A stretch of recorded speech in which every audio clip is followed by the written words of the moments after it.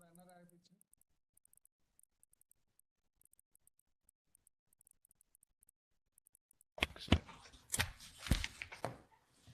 So, we hear from Shastri Bhavan. I have Secretary Higher Education with me and Secretary Skill Development and Entrepreneurship and all our colleagues who are here in this hall. On behalf of everyone, I once again welcome all our panelists, moderators to this concluding session. Since the morning, we've had 6 sessions, 4 sessions pertaining to skill development and entrepreneurship, and 2 sessions with respect to school education and literacy.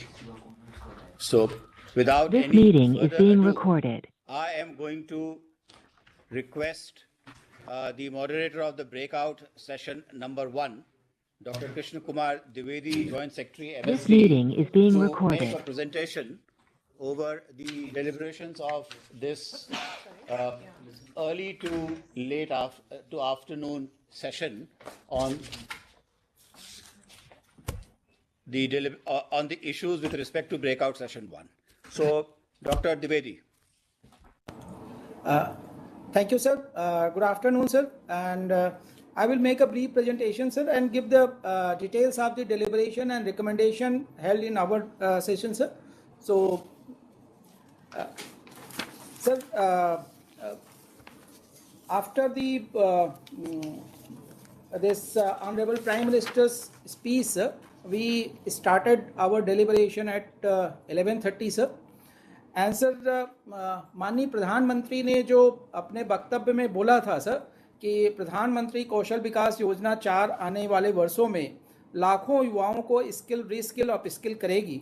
इस योजना से आदिवासियों, दिव्यांगों और महिला की ज़रूरतों के अनुसार टेलर मेड प्रोग्राम बनाए जा रहे हैं। साथ ही इसमें इंडस्ट्री 4.0 जैसे AI, रोबोटिक्स, IoT, ड्रोन्स जैसे अनेक सेक्टर्स के लिए भी मैन पावर का निर्माण किया जा रहा है। माननीय प्रधानमंत्री के वक्तव्य के लाइट में सर हम लोगों ने डेलिब्रेशन आरंभ किया। नेक्स्ट सर हमारे सेशन को चेयर किया था सेक्रेटरी MSD सर ने, और उन्होंने पहले कंटेक्स्ट सेट किया और इसके बाद उन्होंने आउटलाइन दिया। फिर मैं एज ए मॉडरेटर मैंने पैनलिस्ट को इंट्रोड्यूस किया और एक ब्रीफ प्रेजेंटेशन किया to give them background and framework how deliberation should take place. हमारे ग्रुप में सर 5 पैनलिस्ट थे जो एकेडमिया से थे, गवर्नमेंट से थे और इंडस्ट्री से थे, और 9 हमारे साथ सर डोमेन एक्सपर्ट्स थे जो भी स्टेट से, इंडस्ट्री और एकेडमिया से जुड़े हुए थे। उनके साथ हम लोगों ने करीब 2.5 घंटे तक सर पूरा डिटेल डिलिब्रेशन किया, बड़ा स्ट्रक्चर्ड ढंग से। और मुझे बड़ी खुशी हो रही है सर कि उनके जो सुझाव आए हैं वो बहुत ही उपयोगी हैं और बहुत ही प्रैग्मेटिक हैं, और जो हमें हेल्प करेंगे कि हम अपने स्कीम को कैसे फाइन ट्यून करें, ट्वीक करें और उसको अच्छे से इफेक्टिवली इम्प्लीमेंट करें। सर अगर हम सारे डेलिब्रेशन और डिस्कशन या उनके जो रिकमेंडेशन आए हैं नेक्स्ट, उनको अगर हम सर कैटेगराइज करें तो हमें क्लियरली ये 6 कैटेगरी होती है सर कि उनके एक असेसमेंट के बारे में उन्होंने कुछ रिकमेंड किया है, कुछ इंडस्ट्री पार्टनरशिप पे काफ़ी जोर रहा है, कन्वर्जेंस को सभी ने अंडरलाइन किया है सर, एजुकेशन के साथ स्किलिंग को कैसे इंटीग्रेट किया जाए और स्किलिंग को कैसे एस्पिरेशनल बनाया जाए और लोगों तक ले जाएं सर। इसके अलावा और मिसलेनियस रिकमेंडेशन थे वो उन लोगों ने दिए सर। इसको मैं संक्षिप्त में आपके समक्ष रखना चाहूँगा सर। अगर हम सर असेसमेंट नेक्स्ट सर अगर हम असेसमेंट ऑफ स्किल गैप्स देखें सर तो इस कैटेगरी में सारे लोगों की सहमति थी कि गैप स्टडी कराई जाए और सेक्टर में क्या क्या स्किलिंग की डिमांड है उसको कैप्चर किया जाए। उसके हिसाब से फिर हम स्किलिंग की जो हमारी स्कीम्स है, जो प्रोग्राम है, उसको हम अलाइन करें सर। दूसरा एक बहुत महत्वपूर्ण सजेशन आया कि पंचायती राज इंस्टीट्यूशन को अभी स्किलिंग फ्रेमवर्क से बाहर रखा गया है और उनसे भी चर्चा की जाए कि हमारे गांव पंचायत में या जिला पंचायत लेवल पे जनप्रतिनिधियों से बात किया जाए कि क्या स्किल की ज़रूरतें हैं और कैसे उसको हम लोग प्लान कर सकते हैं और कैसे कन्वर्जेंस के साथ उसको पूरा कर सकते हैं सर। एंड एक और बात आई सर कि हमारे जो नंबर्स हैं वो बहुत कम है, हमारे टारगेट कम है और इतनी जो हमारे देश में इतना वास्ट कंट्री है उसके हिसाब से हमें अपने स्केलिंग टारगेट को स्केल करने की ज़रूरत है, टारगेट को बहुत बढ़ाने की ज़रूरत है। इस पे भी लोगों के सुझाव आए sir. Next sir, industry partnership पे बहुत ज़्यादा जोर था और सारे हमारे जो स्पीकर थे और पैनलिस्ट थे, डोमेन एक्सपर्ट थे, सब ने बोला कि इंडस्ट्री पार्टनरशिप को बढ़ाने की ज़रूरत है सर। और जो इंडस्ट्री इंफ्रास्ट्रक्चर हैं, उनके रिसोर्सेज हैं, उसको हम यूटिलाइज़ करें स्किलिंग के लिए। काफ़ी उनके ऐसे ट्रेनिंग सेंटर्स हैं, स्पेस हैं जो आइडल पड़े हुए हैं, उनको हम ले सकते हैं, वहाँ ट्रेनिंग सेंटर बना सकते हैं सर। स्किलिंग करिकुलम में ऑटोमेशन को एम्बेड करने की भी बात आई थी सर। और हमारे जो स्किलिंग इंफ्रास्ट्रक्चर हैं वो बहुत पुराने हैं और उनमें काफ़ी इन्वेस्टमेंट की ज़रूरत है। तो ये हुआ कि इंडस्ट्री के साथ हम पार्टनरशिप करके और हमारे स्किलिंग इंफ्रास्ट्रक्चर को कैसे हम अपग्रेड कर सकते हैं। एक और जो महत्वपूर्ण बात निकल के आई सर चर्चा में वो थी कि on the job training, placement, apprenticeship में इंडस्ट्री के रोल बढ़ाने की ज़रूरत है और उनकी भागीदारी को बढ़ाया जाना चाहिए सर। एक हमारे पैनलिस्ट ने सजेस्ट किया कि इंडस्ट्री में सेंटर ऑफ एक्सीलेंस होना चाहिए जिसमें गवर्नमेंट, एकेडमिया और इंडस्ट्री मिल करके काम करें और ये centre of excellence higher level के हमारे कोर्सेज में स्किलिंग कराएंगे और टीचर्स ट्रेनिंग में भी ये आगे बढ़ के आएंगे सर, हिस्सा लेंगे।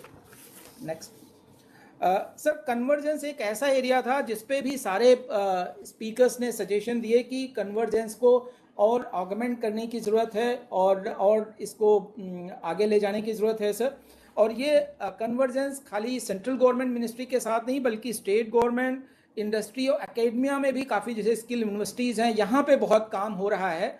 काफ़ी डुप्लिसिटी हो रही है, काफ़ी ऑप्टिमल यूटिलाइजेशन नहीं हो रहा है और वही लोग रिपीट भी कर रहे हैं सर एक ही स्कीम की तरह। अगर हम कन्वर्जेंस कर पाएंगे तो ये सारा चीज़ें हमारी ठीक हो जाएंगी और एक इफेक्टिवनेस आएगी सर स्किलिंग इकोसिस्टम में। एक और सजेशन आया कि स्किलिंग के बाद बहुत सारे लोग सेल्फ एम्प्लॉयमेंट की तरफ जाते हैं, लेकिन एंटरप्रेन्योरशिप अभी स्किलिंग का एम्बेडेड पार्ट नहीं है जो हम PMKY 4 में शुरू करना चाहते हैं सर। तो हमारे पैनलिस्ट का ये विचार था कि एंटरप्रेन्योरशिप को भी स्किलिंग के साथ जोड़ा जाए और लोग वेज की बजाय उनको सेल्फ एम्प्लॉयमेंट तरफ और एंटरप्रेन्योरशिप की तरफ उनको प्रमोट करना चाहिए सर। एक और था कि हम 15 साल से ज़्यादा उम्र के बच्चों को भी स्किलिंग के नेटवर्क में लाना चाहते हैं सर। एक सजेशन था कि स्कूल के समय ही जब बच्चे इंटर्नशिप को प्रमोट करना चाहिए ताकि वो अर्न वाइल लर्न, स्कूल में रहते हुए कुछ इंटर्नशिप करें और कुछ अर्निंग भी करें। इस चीज़ को, इस प्रवृत्ति को प्रमोट करना चाहिए सर। नेक्स्ट सर, एजुकेशन के साथ स्किलिंग को कैसे इंटीग्रेट किया जाए इस पे बहुत ज़्यादा एम्फेसिस था सर। और सारे जो पैनलिस्ट थे और हमारे जो डोमेन एक्सपर्ट थे सबने इस पे जोर दिया कि स्कूल से ही बच्चों को वोकेशनल ट्रेनिंग और स्किलिंग सिखाया जाना चाहिए और उनको एजुकेशन और स्किलिंग को इंटीग्रेट करना चाहिए सर।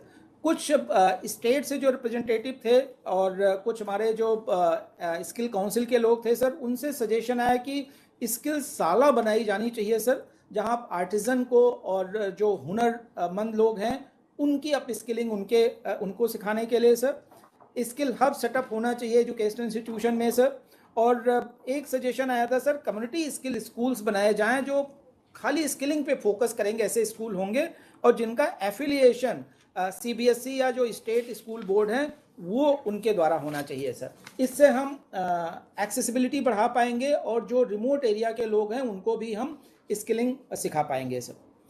एक सर, स्किलिंग को कैसे एस्पिरेशनल बनाया जाए, नेक्स्ट, वो भी एक चर्चा का विषय रहा सर। अभी स्किल को एजुकेशन से सेकंड देखा जाता है सर, एक परसेप्शन है, इस परसेप्शन को दूर करना चाहिए और स्किलिंग को एक स्टीम और प्राइड के साथ जोड़ा जाना चाहिए। उस पर भी कुछ सजेशन आए थे सर और उसमें ये था कि इंटरनेशनल कोर्सेज शुरू करें और स्टेट गवर्नमेंट, सेंट्रल गवर्नमेंट के साथ कन्वर्जेंस करें। एक था PSU जो गवर्नमेंट के जो डिपार्टमेंट हैं सर, उन लोगों को एक एडवाइजरी हो, उनको रिक्वेस्ट किया जाए कि वो NSQF ट्रेन जो हैं एम्प्लॉय हैं उन्हीं को ही डिप्लॉय करेंगे, और जो NSQF ट्रेन लोग नहीं हैं उनको नहीं करेंगे। इससे भी स्किलिंग की मांग बढ़ेगी और स्किलिंग एस्पिरेशनल बनेगा सर। और ये था कि जो हमारे कोर्सेज हैं कुछ छोटे हैं, 200 घंटे से 600 घंटे तक के हैं।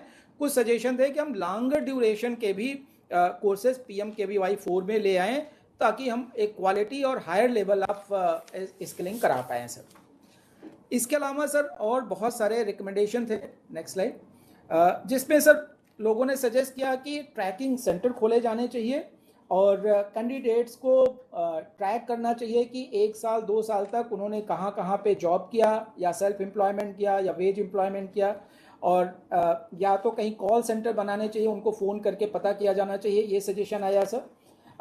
और करिकुलम में ऑटोमेशन, क्योंकि सारी इंडस्ट्री जब भी ऑटोमेशन में जा रही हैं, ये भी सजेशन आया कि ऑटोमेशन को करिकुलम का पार्ट बनाया जाए।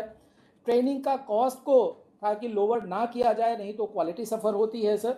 एंड जो हमारे एग्जिस्टिंग एम्प्लॉयज़ हैं उनकी स्किल को कैसे बढ़ाया जाए, ये एक काफ़ी चर्चा का विषय रहा सर। उसमें ये देखा गया कि वो अपना काम छोड़ करके स्किलिंग के लिए नहीं आते हैं, तो आइडिया ये थी कि क्या हम उनको बिना वेज लॉस किए उनका स्किलिंग इन सिटू स्किलिंग करा सकते हैं, या उनको हम कंपनसेशन दे सकते हैं, कुछ स्टाइपेंड दे सकते हैं during the training of skilling of the training programme sir. एक था सर कि हमारे जो इंफ्रास्ट्रक्चर हैं, जो हमने पहले इंडस्ट्री पार्टनरशिप में बोला, उसको अपग्रेड करने में CSR फंड को हमें लाना चाहिए, और ख़ासकर न्यू एज कोर्सेज में जहां इंडस्ट्री में बहुत डिमांड है, इंडस्ट्री को आगे आना चाहिए सर। एक और था कि लोकल जो हमारी ज़रूरतें हैं उसको ध्यान में रख के स्किलिंग किया जाए। नहीं तो देखा ये गया है कि गांव में जो लोग रहते हैं, स्किल करने के बाद वो लोग अर्बन एरिया में जाते हैं, शहर में मूव कर जाते हैं, और वहाँ की लोकल इकोनॉमी में वो स्किल गैप बना रहता है। तो लोकल जो हमारी जैसे 1 डिस्ट्रिक्ट 1 प्रोडक्ट है, उसमें क्या रिक्वायरमेंट है, इसको असेस करके लोकल नीड के हिसाब से स्किलिंग होना चाहिए सर। नेक्स्ट सर, एक काफ़ी चर्चा इस पे हुई कि क्या स्किलिंग को प्लेसमेंट से डीलिंक कर देना चाहिए। तो लोगों की सहमत थी कि इसको डीलिंक नहीं करके इंसेंटिवाइज करना चाहिए, इनकरेज करना चाहिए, और इंडस्ट्री को इनकरेज करना चाहिए कि स्किलिंग के बाद लोगों को वेज एम्प्लॉयमेंट दे। और एक आइडिया था सर कोई एंटरप्रेन्योरशिप करके उनको सेल्फ एम्प्लॉयमेंट की तरफ भी हम लोग ले जाएं। अभी सर लैंग्वेज को हम स्किल ट्रेनिंग का पार्ट नहीं रखते सर, स्किलिंग हमारे जो इकोसिस्टम है उसमें लैंग्वेज नहीं है। ये आइडिया आई थी कि जो फॉरेन लैंग्वेज हैं उनकी ट्रेनिंग भी PMKVY 4 में एज ए स्किल माना जाए और उसको सपोर्ट किया जाए सर।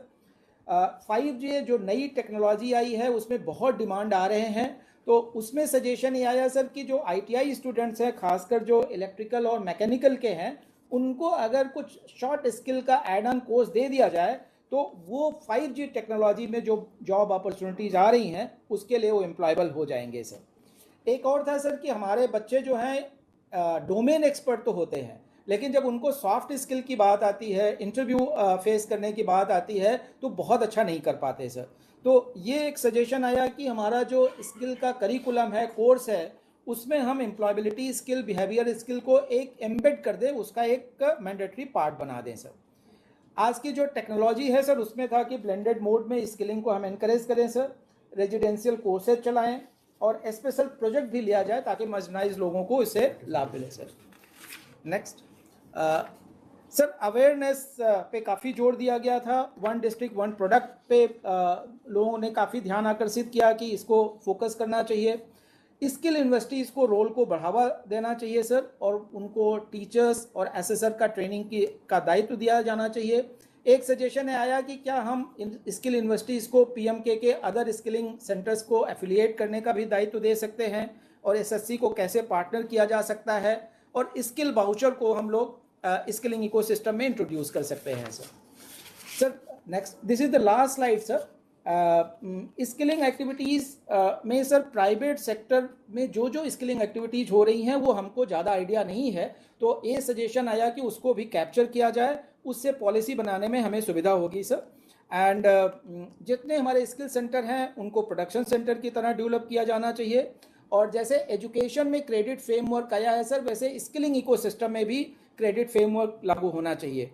और जो स्टेट्स हैं, स्टेट मिशन है, डिस्ट्रिक्ट स्किल कमिटीज़ हैं, उनके रोल को बढ़ावा दिया जाना चाहिए, उनकी कैपेसिटी बिल्डिंग होनी चाहिए sir.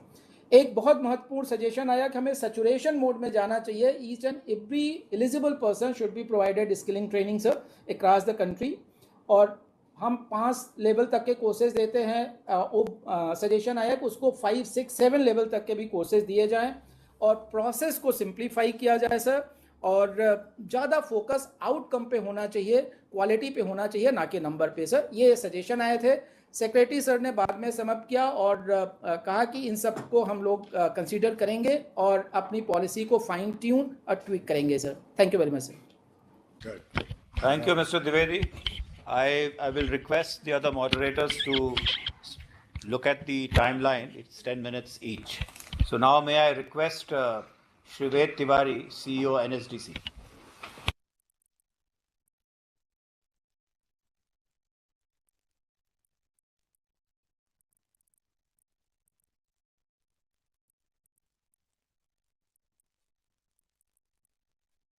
Good afternoon, sir. Yes. Just sharing the content, sir.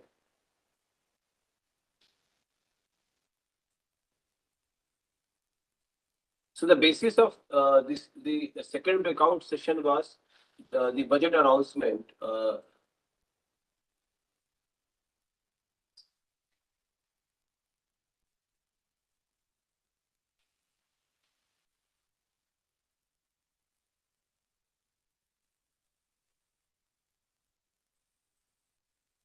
Is my presentation visible now?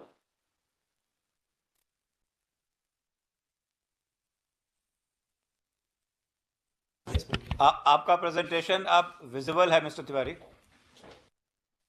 Thank you, sir. So the basis of the second breakout session was budget announcement, which said that the digital ecosystem for skilling will be further expanded with the launch of a unified Skill India digital platform for enabling demand-based formal skilling, linking with employers including MSMEs, and facilitating access to entrepreneurship schemes, sir. माननीय प्रधानमंत्री जी ने अपने address में हमको ये दिशा निर्देश दिया, इसमें उन्होंने कहा कि बजट में जो निर्णय लिए गए हैं उनसे हमारी होल ऑफ गवर्नमेंट अप्रोच भी स्पष्ट होती है। हमारे लिए एजुकेशन और स्किलिंग सिर्फ इनसे जुड़े मंत्रालय या विभाग तक सीमित नहीं है, हर सेक्टर में इनके लिए संभावनाएं हैं। मेरा स्किलिंग और एजुकेशन से जुड़े स्टेक होल्डर्स से आग्रह है कि वे अलग अलग सेक्टर में आ रही अपॉर्चुनिटीज को स्टडी करें। Thank you sir. Good afternoon sir. And in दो चीजों को ध्यान में रखते हुए हमने इस डिस्कशंस की इस पैनल में पैनल को चेयर किया था श्री सौरभ गर्ग यूआईडीआई सीईओ ने sir. I was moderating the panel. Panelists थे Shri Rajiv Chawla ji, chief knowledge officer and adviser ministry of agriculture and farmer welfare, Shri Nilambuj Sharan ji, senior economic adviser ministry of skill development and entrepreneurship, Shri Thampi Koshy ji, ONDC CEO, Shri Arvind Thakur, board member NSDC, and Shri Abhiraj Bahal, CEO Urban Company. There were some participants also in the interactive mode. Shri Bertram D'Souza, Chief of Product and Innovation, Protean. Shri Pravesh Dudani, Founder, President, Medhavi Skill University. Dr. Prashant Dhalla, President, Manav Rashtra Education Institutions. Mr. Rishabh Goel from BCG. Shiv Kumar Murthy from EY. Mr. Tim Miller, CEO, Certified in Germany. And Ankur Jain, Mission Director, Assam Skill Development. The deliberations gave a few suggestions. एक suggestion approach के ऊपर था कि approach जो adopt करनी चाहिए Skill India Digital के development में वो ओपन सोर्स होना चाहिए, इंटरऑपरेबल होना चाहिए और स्केलेबल होना चाहिए। पब्लिक प्राइवेट पार्टनरशिप मोड को अडॉप्ट करना चाहिए जिसमें डिजिटल पब्लिक इंफ्रास्ट्रक्चर कोर तो पब्लिक सेक्टर डेवलप करे, बट जहां तक सर्विसेज का सवाल है वो प्राइवेट सेक्टर से डेवलप हो। इसमें ये भी बात आई कि देश टेक्नोलॉजी स्टैक जिसकी घोषणा पिछले बजट में हुई थी उसको डेवलप करने के लिए एक ओपन कोलैबोरेशन प्लेटफॉर्म डेवलप करना चाहिए। वैल्यू प्रोपोजिशन पे भी बात हुआ सर कि value proposition for various stakeholders बिल्कुल क्लियर होना चाहिए। तो इसमें वैल्यू प्रोपोजिशन में यह आया कि efficiency and convenience for each stakeholder should be clearly defined और उसके बेसिस वो डेवलपमेंट का बेसिस बनना चाहिए। इन प्लेटफॉर्म को यूज करने का क्या इंसेंटिव होगा ये क्लियरली आइडेंटिफाई होना चाहिए। ये भी कहा गया कि स्किल इंडिया डिजिटल, ओएनडीसी और एग्री स्टैक जो एग्रीकल्चर के लिए आ रहा है, उसका इंटीग्रेशन से हम value added access to global market for rural economy provide कर सकते हैं। एक सजेशन अर्बन कंपनी के सीईओ की तरफ से आया कि skill India digital should provide the career development pathways for all, and anytime anywhere skilling for all, this could also be a proposition for skill india digital. ये भी आया कि स्किल इंडिया डिजिटल में जो स्किल कार्ड और skill passport की कल्पना की गई है, उसके थ्रू रिस्पेक्ट एंड रेपुटेशन मिलेगा स्किल प्रोफेशनल्स को। अपॉर्चुनिटीज की बात हुई कि apprenticeship jobs, entrepreneurial opportunities for all होना चाहिए इसके अंदर। जैसा कि द्विवेदी जी ने भी बोला था कि कन्वर्जेंस पर उनके ब्रेकआउट सेशन में भी बात हुआ, यहाँ भी कन्वर्जेंस के ऊपर काफी फोकस था सर। उसमें ये बात आई कि गवर्नमेंट के सेवरल डिजिटल प्लेटफॉर्म्स हैं like ONDC, AgriStack, National Digital University, Diksha Swayam, EPFO, e Shram और एनसीएस, ये सबको एक integrated platform Skill India Digital के साथ करना चाहिए, जिससे कि सभी सेक्शन इसका फायदा उठा सकें। स्किलिंग स्कीम्स और सेंट्रल एंड स्टेट गवर्नमेंट्स को कन्वर्ज करना चाहिए स्किल इंडिया डिजिटल के ऊपर, एंड प्राइवेट सेक्टर को भी पार्टिसिपेशन का मौका देना चाहिए स्किल इंडिया डिजिटल पे through jobs, apprenticeship and entrepreneurship, and को development of Skill India Digital through देश ट्रैक के बारे में बोला गया। Integration of academia skills and private sector की बात हुई, एंड सक्सेस स्टोरी जो यूपीआई में अचीव हुई, जहाँ पे प्राइवेट सेक्टर में स्टार्टअप्स ने बहुत जबरदस्त रेवोल्यूशन किया, उसको शायद रेप्लिकेट करने की जरूरत है स्किल इंडिया डिजिटल के ऊपर। एक ये भी बात सामने आई कि यूआईडीआई ने भी एक सब्सिडरी कंपनी की स्थापना की है, यूआईडीआई इंटरनेशनल, और एनपीसीआई की एक इंटरनेशनल कंपनी है, तो और एनएसडीसी ने भी एक इंटरनेशनल कंपनी की स्थापना की है। So UIDAI international, NPCI international, NSDC international should work together so that कि their efforts can be synergized and the India Stack Global, जो डिजिटल इंडिया की ग्लोबलाइजेशन की कहानी पर शुरू किया सके। चैलेंजेस की आपने डिस्कशन हुआ कि चैलेंजेस क्या हो सकते हैं इसको डेवलप करने में, तो काफी लोगों ने इस बात को कहा कि गवर्नमेंट डेटाबेसेस को इंटीग्रेट करने में हमेशा चैलेंज आता है, क्योंकि इसमें वेरियस मंत्रालय लाइक एजुकेशन, लेबर और इंडस्ट्री मिनिस्ट्री को मिलकर काम करना पड़ेगा। एक इतने सारे सेक्टर्स के लिए जब स्किल्स फॉर ऑल की बात होगी, तो availability of quality teachers will be a big challenge, and trusted assessments कि हम असेसमेंट्स को कैसे ट्रस्ट करें, वो स्किल इंडिया डिजिटल तो उसका प्रावधान होना चाहिए। स्टार्टअप्स के लिए अपॉर्चुनिटी एक बड़ा वो सब्जेक्ट की तरह एमर्ज हुआ कि skill India digital is a great opportunity and should be opened up for participation by startups. Skilling for all में जो हमारी सोसाइटी के वर्ग हैं, जो ट्राइबल्स, दिव्यांगन और विमेन है, उनको स्किल इंडिया डिजिटल पे एक्सेस और ईज ऑफ यूज के बारे में ध्यान रखते हुए स्किल इंडिया डिजिटल का डेवलपमेंट करना चाहिए, और इसकी रीच बढ़ाने के लिए मल्टीलिंगुअल कंटेंट पे काफी जोर दिया जाना चाहिए। ये सारे डेरिवेशंस थे sir. I would like to close my thank you. Very nice. Thank you, Shri Tiwari. Now, the next I'm going to request is the moderator of the Breakout Session 3, Dr. Trishaljit Sethi. Good afternoon, sir. Thank you. I would just share my presentation on the screen.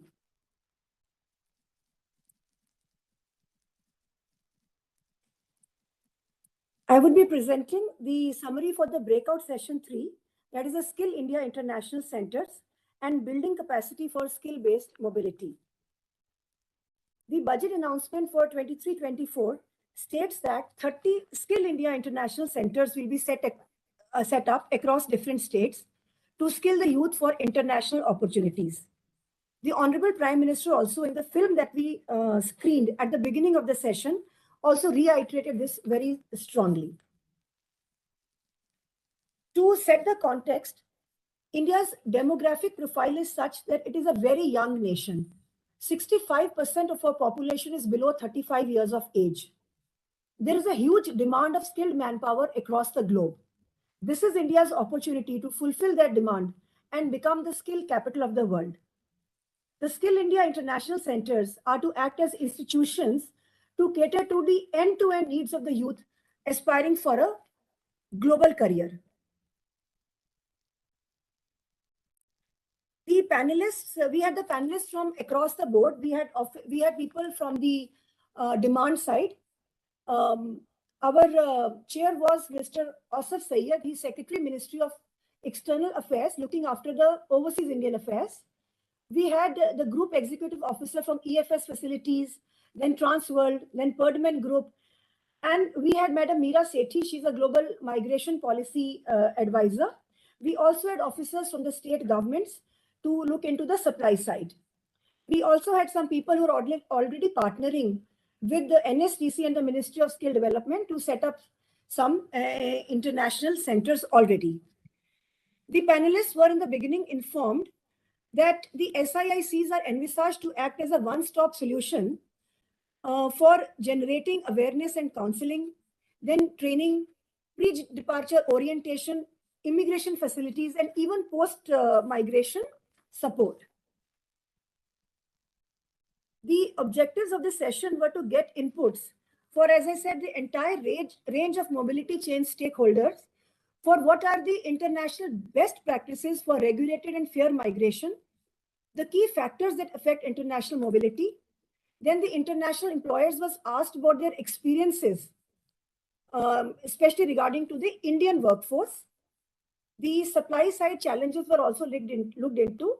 And we also discussed the validation of Indian qualifications and harmonization of skills and taxonomies. Next, please. I'll summarize the discussions. First of all, we identified the challenges, and we have tabulated the challenges in two parameters. First is the demand side challenges, and the second is the supply side challenges. In the demand side, there is a lack of dynamic information of the international labor market, especially pertaining to the futuristic requirements. In simpler words, we'll put it like this, that before the demand gets aggregated, we lose the first mover's advantage in that sector. Then there are limited channels for any formal demand aggregation. Then also there was some stereotyping based on, like for example, many participants felt that India seems to be popular globally for IT-related jobs. And we have to now position ourselves for skilling-related jobs also. Then this socio-cultural environment in the host countries, like quality of life there, cost of living, access to social welfare programs, then cultural and lifestyle differences. This also was a demand side challenge. Then there were employer-related factors like there are language prerequisites. I'll be talking a lot more on language prerequisites in my subsequent slides. Then the working condition, poor working condition, and progression opportunities and wage parity were also issues. In the supply side challenge, there is an information gap among the people about the global opportunities, availability of jobs, and also the immigration policy and other migrant support services available. Then there is inadequacy of skills, especially relating to linguistic proficiencies, soft skills, and future-based skills relevant for knowledge-based economies. Then we felt that there is less focus on international skilling programs, and also the post-migration support to the emigrating youth is also slightly limited. Then there is, of course, a lack of standardized recruitment and staffing guidelines. These were the challenges which we are facing, and now we will be talking about the recommendations to address these challenges. The first is that we need to do constant consultation with industry members from destination countries, particularly where there is a high demand from. Then employer engagement needs to be done for long-standing mobility corridor. What I mean by long-standing mobility corridors is that, as I said earlier, that when the demand comes, we sometimes lose the edge over the demand, and we are not able to fulfill it immediately because demand is a very dynamic thing. So if we have some agreements with employers for having long-standing arrangements, that would be probably better. Then another thing which we require is there has to be labor market intelligence studies. And probably we could aggregate the demand by using some technology-based platforms, using artificial intelligence and other forms of technology, in which real information from the demand country can be transmitted to the our country. Then this can also be done by facilitating diplomatic dialogue with the destination countries. For that, we require government to government and government to business engagements and discussions. Also, we need to have, there are some countries in which India has very limited footprint even today. We can look into those countries and have industry workshops, consultation with them, with their governments and also their private agencies to expand our footprint in those countries.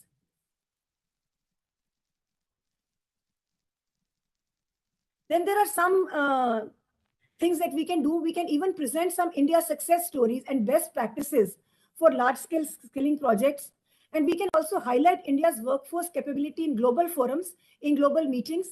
And we need to focus on, especially on the soft skills and the language skills. We also discussed a lot about standardization and recognition of skill taxonomies. The training imperatives of the Skill India International Center should be such that they should be aligned with the outcome of the qualification frameworks in the destination countries. Then benchmarking and harmonization will help recognize the Indian qualifications and certifications at an international level. And another point which came was that we even could map our regional strengths, our country's regional strength with the global demand. For example, India is a very big country and it is very diverse culturally. So probably there are certain regions which could match with the global demand in another country. The example one of the panelists gave was that probably the hospitality sector is doing very well in the northeastern Assam region. We could leverage that and use our manpower for, say, the hospitality sector to work in countries where there is requirement, like Japan and all. This also holds true for geriatric support and for nursing and child care support. Next, please. The major takeaways for the Skill India International Centers are we need to operationalize them at the international and the global standards. The taxonomies and qualification framework has to be as per the destination country requirement, and the assessment and certification also has to be aligned with them. Then there was a lot of focus on the pre-departure orientation training. So this became a recurring issue which was being brought up by almost every participant was the language issue. For example, one of the panelists, Mr. Yohei from Japan, he said that they have a very large workforce working in their country. Most of them are Vietnamese. And he also said that he did some data analysis and said that the skilled workforce from India is only 0.1% of the Vietnamese workforce. And when we asked him what is the reason, he says there is one reason, that is the Japanese language. So probably we could start thinking of the destination countries and probably have some concerted efforts on teaching that language, at least to a certain level, which is required for the workforce. Then another person also spoke about the communication skills. Of course, language is included in that. Then financial grooming, digital literacy, then values and culture and taboos and mores of the destination country are very important to be taught in the PDOT. Then he talked about, many people talk about professionalism, work ethics, and leadership qualities, which we can also give some information to the people who are migrating beforehand. Then, of course, there are many regulatory mechanisms in the destination countries. For example, then there are some nationalization schemes which we need to leverage into, and maybe we need to make them slightly more relaxed for our workforce to enable them to migrate there. Then again, we have talked about aggregation of the supply pool. Then industry exposure can be done through field visits and thematic sessions, especially in the multinational companies. And immigration service and deployment support for already placed candidates. This again was an issue, that this is post-migration support is required, especially for the women migrants pertaining to their social security, safety, and other such issues. In conclusion, I would say that we need to establish government to government and government to business partnerships in the high demand sector and make inroads into sectors which in countries in which we don't have any footprint. Then a dynamic IT-based platform for demand aggregation is required. The quality of training needs to be at par with the global standards, and lot of focus has to be given on language skills and the soft skills. And the institutional form of migration support, like if we are doing it from the ministry or the government, is definitely better received among the aspirants, because they are sure that, for example, the recruiting agencies would be validated. There will not be fraud recruiting agencies. And there will be mechanisms which would exist, their proper and timely wages, their social security, and other post-migration issues will also be addressed. Thank you. Thank you, Dr. Tushurjeet. Now may I request the moderator of the breakout session for Srimati Sonal Mishra. Namaskar, sir. I will begin the presentation by PPT, sir. Sir, ours was the breakout session number 4, which was working on the sub-theme of promoting apprenticeship as school to work transition, National Apprenticeship Promotion Scheme. Next. We had a wide participation and a very diversified participation. The chairman of our group was Professor M. Jagadish Kumar, Chairman UGC. We had participants from Government of India, Ministry of Commerce. Then we had participation from state also, Principal Secretary of Department of Skill, Maharashtra. We had participation from industry giants, sir, Maruti Suzuki and ArcelorMittal Nippon Steel. They were not only industry giants, but they were also executor of Center of Excellence, Skill Academy, Skill University. So they are very intertwined with the skilling setup. We also had LinkedIn as a job aggregator and participation from Gift City, sir, IFSCA, which dominantly is the financial and the fintech area. So a lot of insights came as far as the digital and the financial skilling or apprentices which can go there. Next, we also had participation in the interactive mode coming from the manufacturing industry of textile, of auto, and mines and metal, and also spread across the country. We had representation coming from Odisha, from Telangana, from Bangalore. We had the grassroots level field officers also who are actually executing the scheme. They were also asking us questions. Not only they participated as participant, but we could also get questions online. We had Director HR from HAL, who are one of a very huge and one of the oldest central PSU. So in a way, the participation was very diverse. So we could get lot of stakeholder suggestions. Also the third party assessor and sector skill council, which are one of the biggest executor as far as the optional trade for apprenticeship is concerned. We had ITI student, NSTI, RDSD, even Jan Shikshan Sansthan beneficiaries, sir, they had joined us online. So in a way, the message of the Honorable Prime Minister, the budget declaration, and the desire of the government could reach up to the ground field level, sir. Next. Sir, we listed out the Honorable Prime Minister's speech, and close to 30 points we had generated. I am only trying to shorten and just put what I could put in this slide in the limited capacity. So the emphasis of Honorable PM's address in today's plenary session was basically Amrit Kal ki Amrit Peedhi. और इस साल के budget ने सबसे ज्यादा focus जो है युवाओं के ऊपर किया है, और उनके लिए अप्रेंटिसशिप और इंटर्नशिप को बहुत इंक्लूसिविटी के साथ आगे बढ़ना पड़ेगा. Focus on ease of accessibility. Apprenticeship और इंटर्नशिप की सुविधा हमारे देश के सभी युवाओं को प्राप्त होनी चाहिए, खास तौर पे बहनों को, मार्जिनलाइज सेक्शन को और दिव्यांगों को, सर. और reorient the education system as per the future demand. NAPS के विषय में भी बात हुआ कि इसको एनवायरनमेंट, इसका एक ऐसा एनवायरनमेंट, एक ऐसा वातावरण बनना चाहिए, और नैप्स की जो स्कीम है वो दोनों काम कर रही है. वो फाइनेंशियल सपोर्ट भी दे रही है और एक इंडस्ट्री के लिए सही वातावरण भी बना रही है.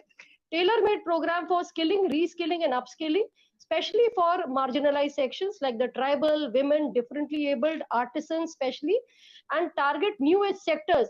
सर, स्किलिंग का एक पूरे स्पेक्ट्रम को एड्रेस करना पड़ेगा, और उसी तरह से हमें इंडस्ट्री और अप्रेंटिसेस और इंटर्न्स को उसमें प्लेस करने के लिए पूरे स्पेक्ट्रम को एड्रेस देखना पड़ेगा, starting from the traditional art और the dying art up till the industry 4.0, AI, robotic, internet of things, drone, civil aviation, tourism etcetera. And DBT से दोनों को फायदा होगा, अप्रेंटिसेस को भी फायदा है और इंडस्ट्री को भी बहुत फायदा है। नेक्स्ट सर, ये हमने सजेशंस, जो हमें काफी सजेशंस मिले सर, इसमें से जो हम एक कैटेगरी बना के हमने उसमें केवल कुछ ही सजेशंस को पोस्ट किया है। जैसे ब्रांडिंग और पोजीशनिंग की बात काफी की गई सर, कि डीबीटी अब एक स्टैब्लिश्ड मॉडल है ग्रांट ट्रांसफर करने का, लेकिन हमको इसको नीचे तक जाके ग्रास रूट लेवल पे हमको इसको ब्रांड और इसकी पोजीशनिंग हमें करें, जिससे कि any issue if at all it is emerging whether by virtue of the portal और द डीबीटी, वो वहीं पे हम इसको सोल्यूशन फ्रेमिंग कर पाए। इसके लिए हम जो पीएम नैप्स में जो हम मेला भी कर रहे हैं और वर्कशॉप भी कर रहे हैं, उसको भी स्टेट ऑफ महाराष्ट्र ने भी उसको एक्नॉलेज किया सर, और उसके अलावा भी वो लोग और भी इस पे फोकस करने की बात, ये स्टेट्स में से भी ये बातें निकल के आई कि आप हमें ब्रांडिंग और पोजीशनिंग करने में इसकी बहुत मदद करें। कुछ पॉलिसी लेवल रिफॉर्म्स की भी चर्चा की गई सर, और खास तौर पे सर हमारे चेयरमैन सर ने काफी बेहतरीन योगदान इसमें दिया था सर, कि how do we initiate the pre vocational courses at the school level itself and also make it aspirational starting from the school, pre-higher secondary, senior secondary, and even center of excellence or higher institution, and leading to the internship or the apprenticeship. Convergence effort by creation of national credit framework and formalization of apprenticeship with academia industry linkages. Sir ये बात तो बार बार वैसे भी highlight इससे पहले के भी sessions में सारे मेरे कलीग मॉडरेटर्स ने भी इस बात को हाईलाइट किया है, वही चीज हमारे ग्रुप में भी खास तौर पे इंडस्ट्री के बात से ये हाईलाइट की गई। लेवरेजिंग डिजिटल इंफ्रास्ट्रक्चर, इस पे काफी फोकस था सर, स्पेशली मारुति जो जापान के साथ कोलैबोरेट कर रहा है, एंड आर्सेलरमित्तल जो निपन स्टील के साथ कोलैबोरेट कर रहा है, उन्होंने soft skill, digital skill, safety exposure, entrepreneur skills, even something as simple as कि स्टूडेंट्स को या कैंडिडेट्स को अपना बायोमेट्रिक करके अंदर आने की एक आदत होनी चाहिए। So kind of creating that discipline to make our candidate ready for the international market, promote startup to take apprenticeship opportunity in emerging technology, जो सर बजट में भी खास तौर पे R&D, फार्मा R&D के लिए जो प्रमोशन कर रहे हैं, उसके लिए भी ये एक इनपुट क्रिएट होके आया कि स्टार्टअप्स में भी थोड़ा अप्रेंटिसशिप, जैसे हम MSME में पुश कर रहे हैं, उसी तरह से हमको इंक्यूबेशन और स्टार्टअप एरियाज में भी हमें अप्रेंटिसशिप की अपॉर्चुनिटी को ढूंढना चाहिए। Scaling DBT to make youth bankable and financially literate, ये डीबीटी का एक बड़ा अच्छा आयाम भी एक हाईलाइट किया मारुति की तरफ से, कि इतनी कम उम्र में अगर हम यूथ को डीबीटी करते हैं, उसके लिए एक अश्योरेंस और रिस्पॉन्सिबिलिटी बैंक लिंकेज का क्रिएट होता है, तो फ्यूचर में उसके अंदर एक एंटरप्रेन्योरशिप और एक फाइनेंशियल एबिलिटी की भी एक सेंस ऑफ फीलिंग आती है। Next sir, industry academia partnership, enhancing training of trainers, integration of apprenticeship and internship activity across both commercial, conventional and emerging job roles, and ITI they are in any case partnering। तो जितना ज्यादा अच्छा partnership होगा sir ITI और industry का, हमारे जो designated trade के बच्चे हैं सर, एटलीस्ट हम उनके लिए 100% अश्योर कर सकते हैं कि उनको अप्रेंटिसशिप मिले। इसके साथ ही साथ ऑप्शनल ट्रेड की भी सर बहुत अप्रिसिएशन हुआ कि because of the involvement of sector skill council, the representation from sector skill council and TPS also gave up this, that अब हमें जो ऑप्शनल ट्रेड है उनको और भी फोकस्ड वे में, खास तौर पे inclusion of women, inclusion of marginalise section को हम कैसे और इन्वॉल्व कर पाए, MSME को कैसे फोकस कर पाए, उसके लिए हमें OT को देखना चाहिए। Onboarding states with industry presence, sir Maharashtra ने अपनी बहुत सी गुड प्रैक्टिसेस को हाईलाइट किया, और उन्होंने कहा कि स्टेट्स को एक कोलैबोरेटर्स, कुछ एक स्टेट है सर जो GOI के स्टाइपेंड के साथ अपना भी टॉप अप दे रहे हैं, महाराष्ट्र है, यूपी है, गुजरात है, तो इस तरह के हम और भी सॉफ्ट नजिंग करके we can have a potential creation for this also. इसके साथ ही साथ स्टेट में भी ऐसे एरियाज होते हैं सर कि जो इंडस्ट्री जहाँ पे नहीं बहुत प्रेजेंस होती है, तो वहां पे MSME को या वहां पे ट्रेडिशनल स्टार्टअप्स के साथ हम अप्रेंटिसेस को कैसे जोड़ पाए, इसके ऊपर भी काफी अच्छे विचार विमर्श हुए सर। काफी because of gift city and LinkedIn, digital and financial services के ऊपर अच्छा फोकस रहा। उन्होंने बोला कि skill is the new currency. आने वाले समय में हमें इसको कॉन्स्टेंटली कैसे अपस्केल हम करते रहे ये देखना है। And there is huge unexplored scope in digital skilling and there are certain data which were given, but definitely sir, the coming market is the financial and the digital market, and in due course of time India should become a financial services exporter. तो ये हमें भी काफी learning हुई। Rather gift ने कहा कि इस वर्कशॉप से उनकी भी अप्रेंटिसशिप की क्या चीजें हैं वो भी अपने R&D में या वो भी अपने इंक्यूबेशन में, एयरक्राफ्ट लीजिंग में, शिपिंग लीजिंग में कैसे अप्रेंटिसेस ले पाएंगे, ये भी उनके लिए एक आई ओपनर रहा। नेक्स्ट सर, अब हम आते हैं एक्शन पॉइंट्स पे। एक्शन पॉइंट में सबसे पहला जो एक कॉमन वॉइस इमर्ज हुई वो थोड़े बहुत, sir they really appreciated the various reforms which have been undertaken after the initiation of national apprenticeship promotion scheme, that is the first version in 2016, and because of that the participation of industries had increased immensely। हमने एक छोटा PPT 3 से 4 slide का केवल वही pointers बना के दिखाया था after the movie, and the honorable chairman and the panelist, everybody appreciated number of industries कितने अच्छे से increase हुई। women participation सर, जो पहले 2016-17 में मात्र 8,000 जितना होता था, वो आज के दिन हमारा करीब 1,11,000 जितना है। तो how we are trying to even rope in the marginalized section, or till date the people who were not included too much in the apprentices। Simplification of onboarding process for new courses, sir इसको भी एक industries ने थोड़ा बोला कि आप और भी ऑप्शन देखिए, और डेजिग्नेटेड और ऑप्शन ट्रेड के कुछ ऑनबोर्डिंग प्रोसेस और कुछ नए कोर्सेज को और सिंप्लीफाई किया जाए। Blending school education with internship and further to apprenticeship, क्योंकि हमारे पास मैंडेट सर 47 लाख का है, तो हमें लगभग every year on year two year basis minimum हमें 10 लाख के उपरांत हमें अप्रेंटिसेस को लेना पड़ेगा, को इंक्लूड करना पड़ेगा। So that point also was taken. एक और अच्छी बात रही सर, एक इंडस्ट्री ने ये अपने ऑनलाइन सबमिशन में बताया कि वो एक भी स्टाइपेंड सरकार से नहीं लेते हैं, बल्कि वो अपना कमिटमेंट मानते हैं, इंडस्ट्री का एंडेवर मानते हैं। रादर उन्होंने ऑनलाइन वे में एक आह्वान जैसा किया कि जो डोमिनेंट बड़ी इंडस्ट्रीज हैं उनको तो अपना स्टाइपेंड लेना ही, सरकार से लेना ही नहीं चाहिए, अपने एंडेवर के हिसाब से करना चाहिए। और कुछ ऐसा अगर हम सोच पाए कि जो MSME सेक्टर है उसको हम स्टाइपेंड थोड़ा बढ़ा सकें, या बड़े डोमिनेंट प्लेयर्स के पास से थोड़ा सा रैशनलाइज करके जिनको ज्यादा जरूरत है उनको थोड़ा ज्यादा दे सकें, ये भी एक तरह का एक्शन पॉइंट इमर्ज हुआ। Enhanced state participation, awareness outreach program to support the budget announcement aggressively. Branding of NAPS has to be prioritized and repositioned. Webinars, seminars to reach to the youth for greater participation. Periodic third party evaluation also came as one of the action point. Next, development of study and teaching material in vernacular language, क्योंकि जैसा sir कहा कि हमारा spectrum इतना wide है, अगर हम MSME को टारगेट कर रहे हैं, अगर हम R&D को टारगेट कर रहे हैं, तो हमारे बहुत से वर्नाकुलर रेडी यूज में, बहुत से टीचिंग मटेरियल वर्नाकुलर में होने चाहिए, जिससे कि इसका ईज ऑफ टीचिंग और एंट्री लेवल पे अप्रेंटिसेस को या इंटर्न्स को फायदा रहे। Orientation of trainers and mentors, training on banking, insurance, leasing, consultancy, क्योंकि ये फ्यूचर है सर जिसको हमें बहुत इंटेंसिफाइड वे में एड्रेस करना है। And the portal issue was also discuss that in very quickly, वैसे भी स्किल इंडिया डिजिटल और इसके लिए जो पोर्टल इंटीग्रेशन है सर, वो इंटर्नशिप और अप्रेंटिसशिप पोर्टल के इंटीग्रेशन की भी एक्शन पॉइंट्स में एक पॉइंट इमर्ज हुआ।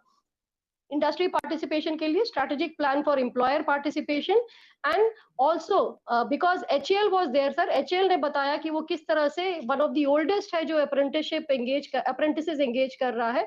और ये भी एक इशू इमर्ज हुआ कि एटलीस्ट जो डोमिनेंट PSUs है या स्टेट PSUs है, सेंट्रल PSU हो, वो तो मिनिमम 15% के लिए उनको हमें पुश करना चाहिए।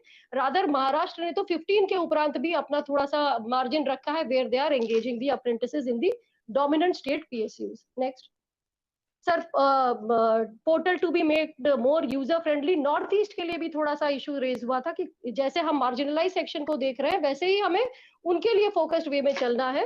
And increasing access and equity to reach the school students, हम स्कूल टाइम से ही aspiration in the school students हम शुरू करें, जिससे कि by the time they are at a age when they can take a call, maybe post 8th standard or 4th 10th standard or 4th 12th standard, they get into the reality check and they really know which pathway to take. Huge scope for MSME and industry culture. Incentivize employees who support PW, the physically the दिव्यांग as apprentices. तो ये भी एक point बहुत एक positive और एक बहुत जिसे कहा जाए सर सपोर्टिंग दी मार्जिनलाइज्ड के लिए एक पॉइंट अच्छा इमर्ज हुआ. On the spot field verification की एक बात आई कि हम जो भी डीबीटी कर रहे हैं या जो भी हम नीचे से हम ये कह रहे हैं कि हमने 1,20,000 जितना हमने पेमेंट जुलाई 22 से शुरू करके हमने अब तक किया है, तो हमें उसके टेस्ट चेक भी ऑन द ग्राउंड जाके ऑन द फील्ड जाके हमको उसको टेस्ट वेरीफाई भी करना चाहिए, ताकि हमें समस्याओं के बारे में हमें पता चले. और फाइनलिटी सर अगर कहा जाए तो ये एक इमर्ज होके आया कि हुनर को सम्मान, जो माननीय प्रधानमंत्री जी ने भी सर ये कहा था कि हुनर को सम्मानित होना चाहिए, तो ये हमारे डेलिब्रेशंस में से भी निकल के आया. अगर मैं टाइमलाइंस, मैंने अपनी टीम से चर्चा की सर, तो टाइमलाइंस हमारी अगर हम इसको फोकस्ड वे में लेके चलते हैं तो 3 से 4 महीने में जो फाइनल एक्शन पॉइंट इमर्ज होंगे उनको हम 3 से 4 महीने में पूरा करके बजट अनाउंसमेंट को डिलीवर करने की कोशिश पूरी करेंगे. Thank you. Thank you, Sonalji. This sums up the 4 budget announcements made with respect to Ministry of Skill Development and Entrepreneurship. Now I'm going to request the moderator of the breakout session number 5 with respect to National Digital Library, Dr. Amrendra Behra. Namaskar, sir. As it is already mentioned that the whole group number 5 deliberated upon the budget announcement sub-theme, particularly on National Digital Library for Children and Adolescents. And sir, I must mention that, can you see my presentation?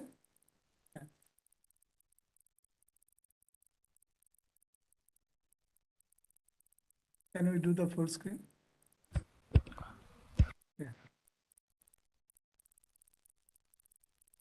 Thank you. Sir, we had around 27 members which deliberated upon the theme, and the session was started with the opening remark by Honorable Secretary, School Education and Literacy. Then both the co-chairs, they took lead, and we deliberated on 5 major themes which was listed in the concept note document, starting from setting up the digital library and the variety of content, even content sourcing, collaboration with partners, and also the financial aspect and other related issues, including technological issues also. And these were the members of the group. So we had the chairperson and 2 co-chairs, Professor Anil Sahasrabudhe and Dr. Ajay Pratap Singh ji, and we had 5 panelists and around 19 members in the group. So altogether 27 team members were there, and this session was live telecast on PMA Vidya television channel also, and also it was taken on YouTube NCRT channel, and nearly 1,500 people they viewed this. And also we had comments and suggestions from different sections, including we had around 22 suggestions on YouTube also.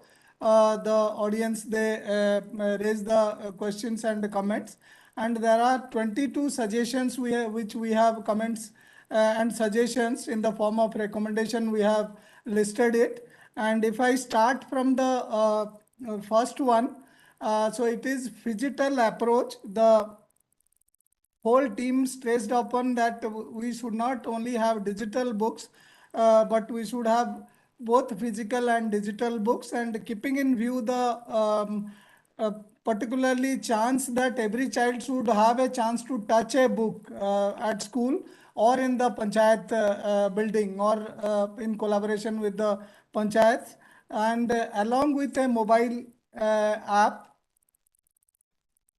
along with a mobile app and a portal also. And if I talk about the second recommendation by the team, so it was that AI ML should be used in a big way so that it will help us to improve the user access and user interface also, so that the digital library will be better for navigation, and searchable content will be there, content search will be easy.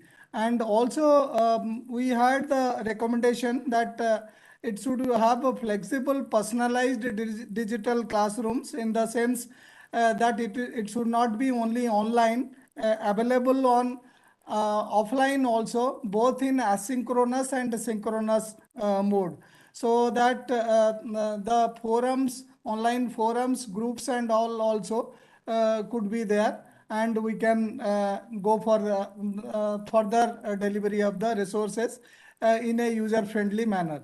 And also we had the fourth recommendation that the Divyang and adolescent learners, particularly those who are from out of school scenario, their concerns needs to be addressed, and for the children with special needs, the variety of content should be for them. And also all these contents should address the concerns related to inclusivity, equality, and also regional diversity we have, including the rural, remote and hilly areas. Honorable PM also mentioned in the morning session in the plenary. So the team also echoed such points. And if I take you through the next slide, so the point number 5, it was also suggested that we should have wider repository which should be diversified with pool of resources and books also. And also ensure that a variety of resources are collected, which is non-fiction type, fiction type, even audio books also, picture-based storybooks also. And there were two concerns from the team, that we should have some reading resources related to socio-emotional learning also, and climate change, which is a major concern now. So the committee echoed this point. And also the particular panel, while discussing, stressed upon on online safety, intellectual property right also, IPR, and also digital rights management, so that the stakeholders, they seamlessly access the content and their security and privacy is maintained. So the digital right management needs to ensure that. And point number 7 also, the learning object metadata and catalog management. Some of the members, they emphatically said that the metadata is key for getting the resources searched in a better manner. So in that case, we should ensure that metadata standards are maintained and managed well through catalog management system, because we had libraries and science experts also, some of them, including from Indian Statistical Institute and all. For ensuring wider discoverability of the content and reach of the platform. So if I take you to the next slide, so it is on broader content aggregation strategy that many of the members, they felt that we should ensure that continuous quality management should be done, and sourcing of content, a variety content should be sourced, and through cooperation, collaboration and participation of different stakeholders. So aggregation strategy should be followed, and contents may be accumulated and shared. And if I talk about the 9th recommendation, so the team also suggested that enriching the digital library with multilingual contents, because the committee whole team felt that India is linguistically very diverse, more than 1700 languages and 5 distinct families are there.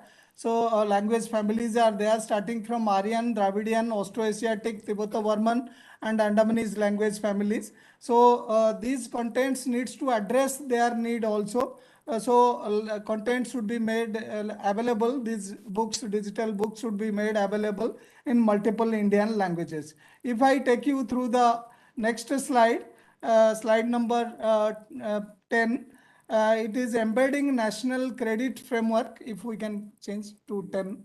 Embedding national credit framework, we had a participant from NASCOM also, and they talked about the credit framework.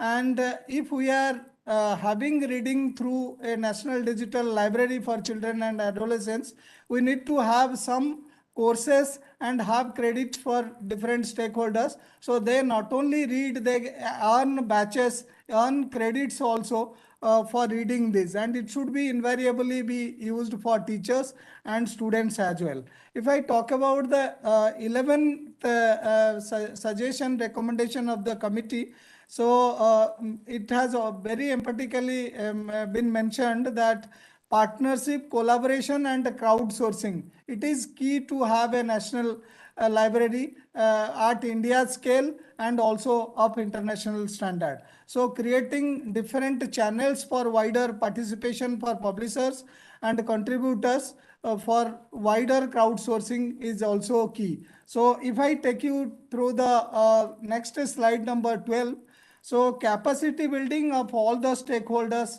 has also been suggested by all the members, whether it is teachers, school leaders, librarians, even volunteers also. So they should be oriented how to promote reading among the learners, whether it is at school or at home. So even the, if I take you to the 13th recommendation, so we had suggestion from a state stakeholder from Jharkhand, one of the district collector. He shared his experience, and which is being implemented in the, across the Jharkhand state.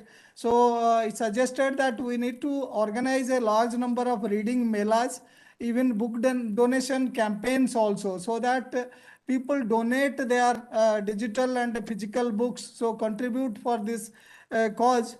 And also many organizations, including British Council, Room to Read, even Pratham, even Amar Chitra Katha, so they have also volunteered to support for this cause for book donation and organization of reading melas, reading fair across the country to popularize this particular mission. And if I take you through the next slide and recommendation number 14, again, the team also thought that we should have not only collaboration at the national level, also we should have collaboration with the international agencies, and so that the standards which we are discussing, that is maintained, and both national and international collaboration should happen. We had in our team people from British Council, from UNICEF also. So they also echoed this particular issue, that we should have partnership with national and international agencies both, so that we ensure that students have access to the best resources on earth. And if we talk about the next point 15, so building a user-friendly website and app with accessibility features, so that visually challenged children and other children with disability, so they need to, we need to address their concerns, and the UX, UI, user interface and user experience need to be intuitive, and all variety of learners should be welcome rather than so-called normal. So if I talk about the point number 16, innovative strategies to promote reading was also discussed. So even some experiences of Pratham and other organizations also, like having a toll-free reading number for, like we have one number for Manodarpan for counseling services. at the national level. So similarly, a toll-free number for reading. And if they give a missed call, they can also listen a story. Suno kahani. In that way. And the initiative, particularly the Pratham Books and other NGOs also, they suggested that we could have this kind of initiatives. If I talk about the 17th number recommendation, so inter-library competition. So even at the local level, district level, block level, state level, and at the national level. So that was also discussed, and especially the district collector from one of the district of Jharkhand, he also shared his experience how the neighborhood libraries also have among them the competition, so that they continuously have improvement in delivery of resources through these national level digital library. If I take you through the point number 18, recommended by the team. So regular upkeep of library, whether it is digital or physical, is also very key. And even it was also mentioned that the cleanliness in physical libraries are also very key. So we need to maintain that. So some of the members echoed these ideas. And if I talk about the recommendation number 19, we have a large number of learners who are using Indian Sign Language. They are HIs, so hearing impaired learners. So a large number of resources we need to develop and ensure that availability of ISL contents are also there, like video, ISL video books with the learners like NCERT has and NIOS, they have developed a large number ISL material. So those kind of contents could be used. And also there was a discussion that we should have linkage across organization, across ministries, and across archives and museums. So we have under Ministry of Culture, there are national museums across the country and state museum also. So these need to be integrated, because the NDR building blocks talks about this, and NDR talks about having an interoperable, integrated and federated digital platform. So in that case, whether it is Archaeological Survey of India, maybe CCRT, maybe all Ministry of Culture museum sites, and they needs to be linked together, so that we have a large number of resources, not only for related to only schooling or higher education, rather in across all ministries we can collate and share that.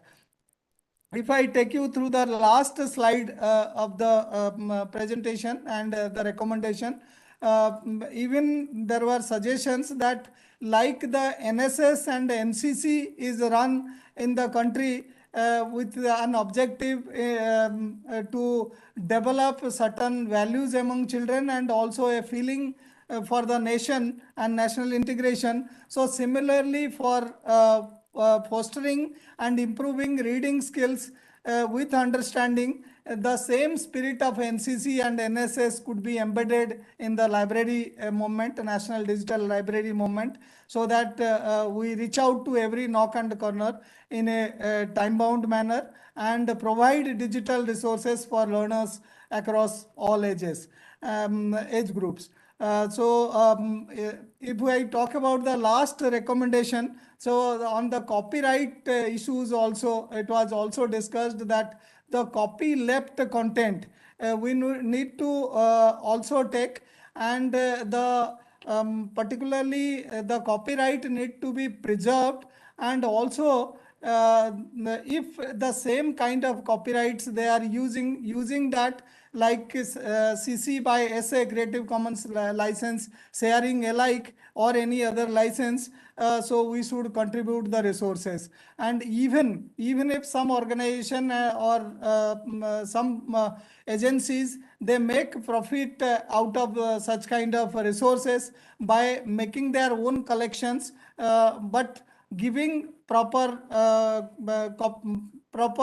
credit to the different organizations that they have shared their copyrights and these are being used. So it should be welcome. So the copy left content need to be encouraged. Even Pratham books they volunteered that it could also be shared in same way. So I thank all of you for giving us this theme to deliberate in detail.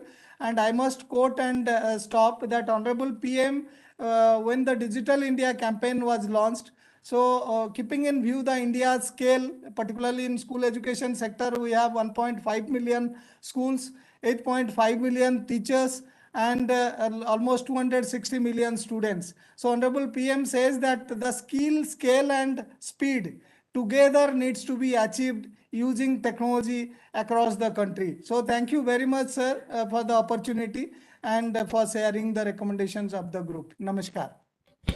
Thank you, Dr. Behra. Now I may request the moderator of the sixth and the last session for this afternoon, Ms. Kesang Yangsom Sherpa, for her presentation. Thank you, sir. Good afternoon to all, to everybody. Could I share the?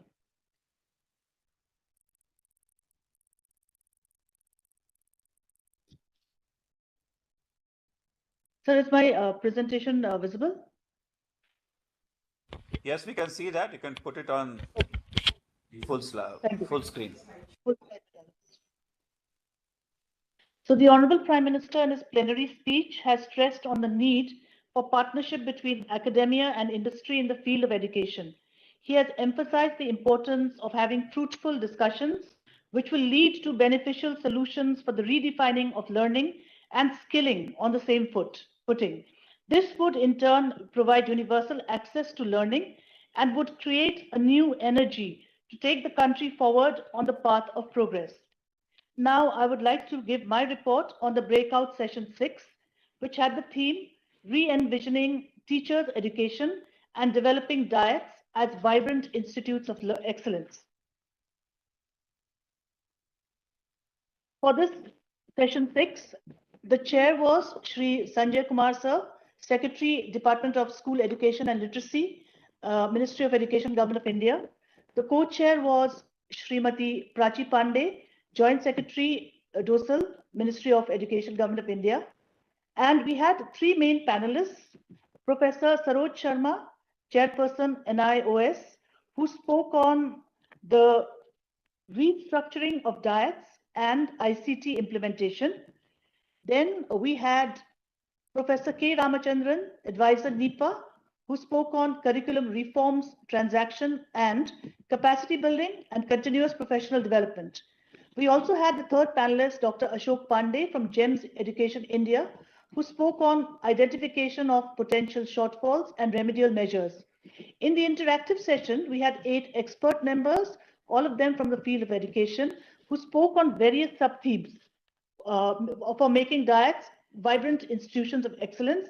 They were Ms. Charu Maini, Principal, DAV Public School, Gurugram, Dr. Renu Singh, Young Lives, Professor Ajay Surana, Head, Department of Education, Banasthali Vidyapeeth, Ms.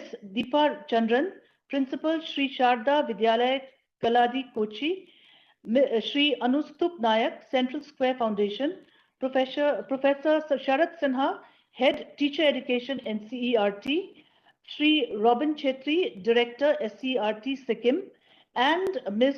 Bhagyalakshmi Balaji, Associate Director, Room to Read.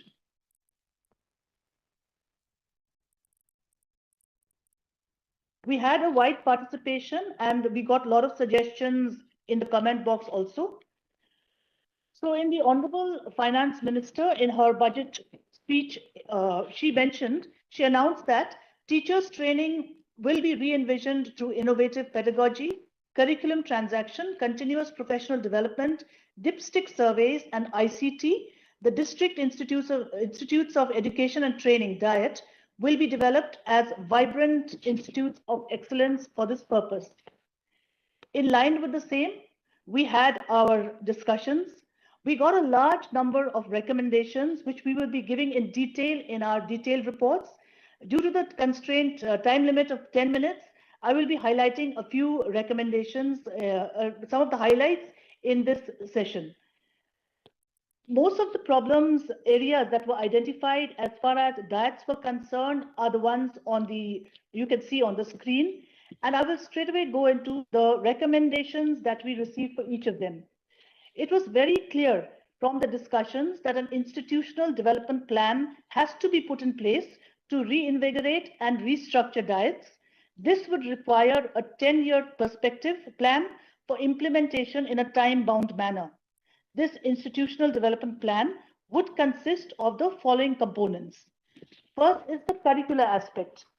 This curricular aspect would include promotion of actions to achieve student excellence, academic excellence, faculty excellence, excellence in research, staff excellence, and excellence in governance, leadership, and management. This would also include the curricula to be made in line with the transition to a 4-year integrated teacher education program following the 4 stages of school education, 5+3+3+4, as against the diploma courses currently being run in the diets. For achieving academic excellence, emphasis is to be laid on curricula, teaching, learning, and assessment. Multilingualism should be addressed in the curriculum transaction of diets. Special focus is to be given on inputs of the local area in the curriculum. Now, when we went to the second segment, which was the infrastructure, the recommendations that flowed were that a robust infrastructure for all diets is to be put in place to create a positive and motivating environment for teachers and learnings. A need assessment of the infrastructure is to be carried out depending on the courses to be run and the activity to be carried out in the diets. The infrastructure should also take care that there is a resource center which would simulate a classroom setting and would be equipped with adequate technological and digital infrastructure. The next one was ICT intervention. As far as that is concerned, diets must focus on ensuring equitable use of technology, promotion of Indian languages and sign languages through ICT, and reimagining vocational education. There should be established a virtual lab, effective use of AI, and computer-assisted learning.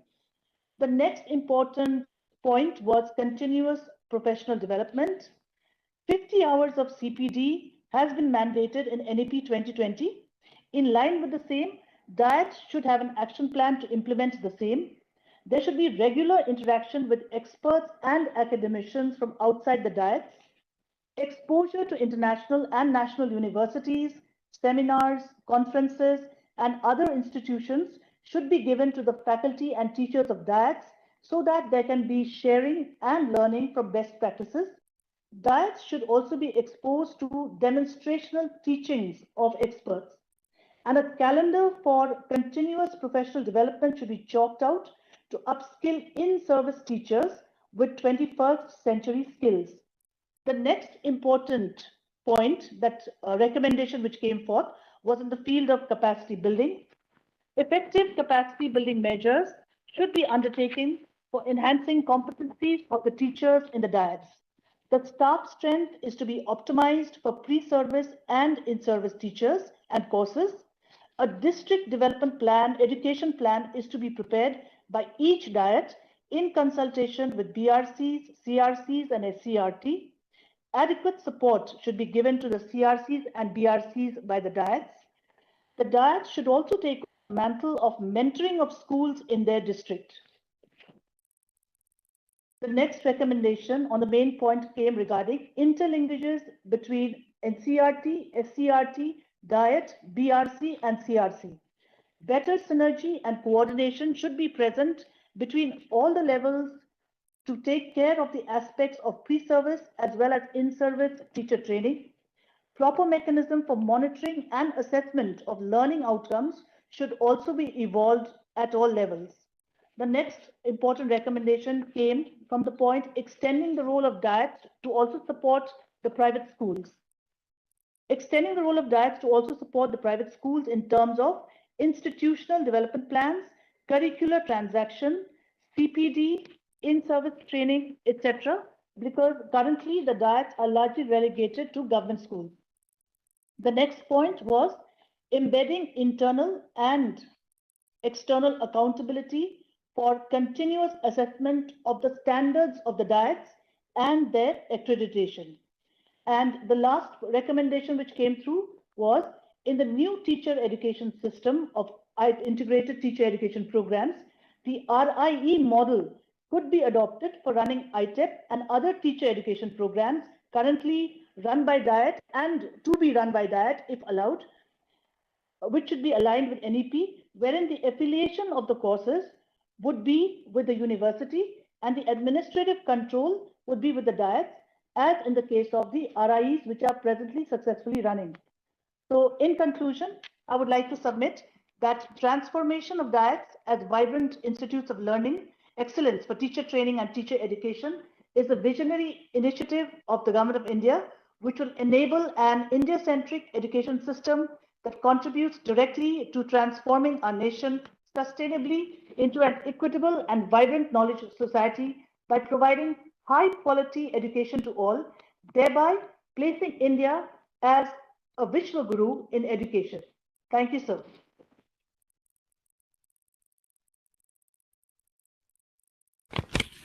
Thank you, Kesang.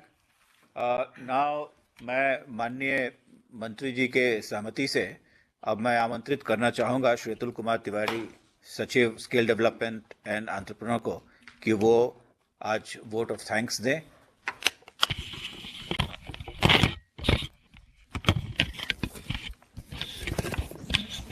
Shri Sanjay मूर्ति जी, श्री संजय कुमार जी,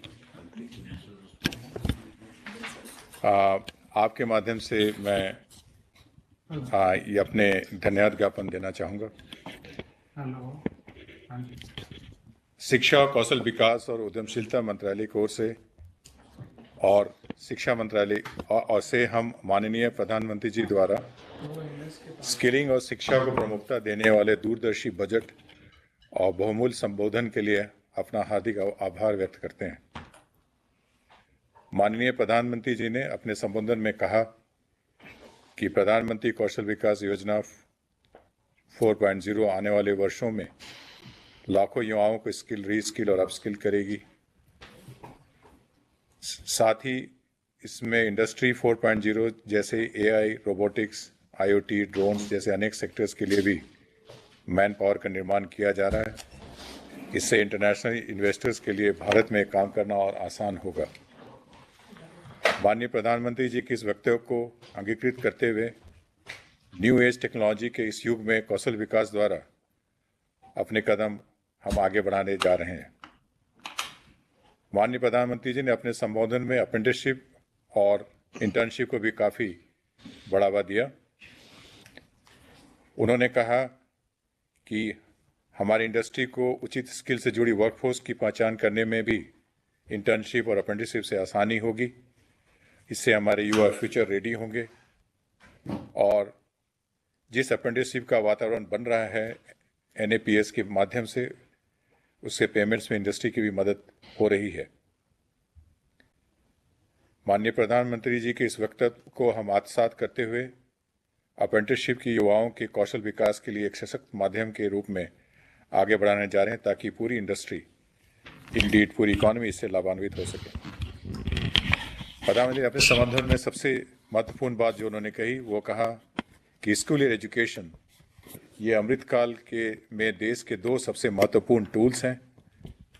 विकसित भारत के vision को लेकर देश की अमृत यात्रा का नेतृत्व हमारे युवा ही कर रहे हैं. इसलिए अमृतकाल के प्रथम बजट में युवाओं को और उनके भविष्य को सबसे ज़्यादा अहमियत दी गई है. हमारा एजुकेशन सिस्टम प्रैक्टिकल हो, इंडस्ट्री ओरिएंटेड हो, ये बजट इसकी नींव मजबूत कर रहा है. माननीय प्रधानमंत्री जी के ऊर्जा देने वाले इस संबोधन के साथ ही हमारा प्रयास है कि देश का हर युवा अपने ज्ञान और कौशल से भारत को दुनिया का मैन्युफैक्चरिंग हब बनाने में अपना योगदान दे सके. वेबिनार के दौरान अपनी गरिमामय उपस्थिति के साथ हमें एक रणनीतिक दिशा देने के लिए हम शिक्षा और कौशल विकास के माननीय मंत्री, माननीय राज्य मंत्री, साथ ही शिक्षा के माननीय राज्य मंत्रीगण के आभारी हैं. आप सभी हमारे लिए प्रेरणा के स्रोत रहे हैं. वेबिनार को बहुत ही सुचारू और समय पर आयोजित करने के लिए हम सभी चेयरपर्सन्स और मॉडरेटर्स के आभारी हैं। हमें प्रसन्नता है कि सभी मॉडरेटर चर्चा को सारांशित कर सके और एक्शन प्लान को पेश कर सके, जिससे संबंधित मंत्रालय आगे बढ़ाएंगे। आज विभिन्न ब्रेकआउट सेशन में बोलने वाले और बजट घोषणाओं पर अपने विचार साझा करने वाले सभी पैनलिस्टों और प्रतिभागियों के प्रति मैं दोनों मंत्रालय की ओर से हार्दिक आभार व्यक्त करता हूं और उन्हें विश्वास दिलाना चाहूँगा कि बजट घोषणाओं को जमीनी स्तर पर क्रियान्वित करने के समय उनके सभी सुझावों और फीडबैक पर विचार किया जाएगा। एक बार फिर आप सभी को हमारा बहुत हार्दिक धन्यवाद। हमारे देश के कोने कोने से विभिन्न शैक्षिक एवं कौशल संस्थानों के प्रतिभागियों, राज्य सरकार, केंद्र शासित प्रदेश प्रशासन के प्रतिनिधियों, नियामक निकायों, विभिन्न हितधारकों का धन्यवाद करना चाहते हैं कि वे हमारे साथ जुड़े। इस वेबिनार को आयोजित करने के लिए स्क्रीन के पीछे काम करने वाले शिक्षा, कौशल विकास और उद्यमशीलता मंत्रालय के सभी अधिकारी मित्रों का और उनकी टीम को मैं विशेष धन्यवाद देना चाहूँगा।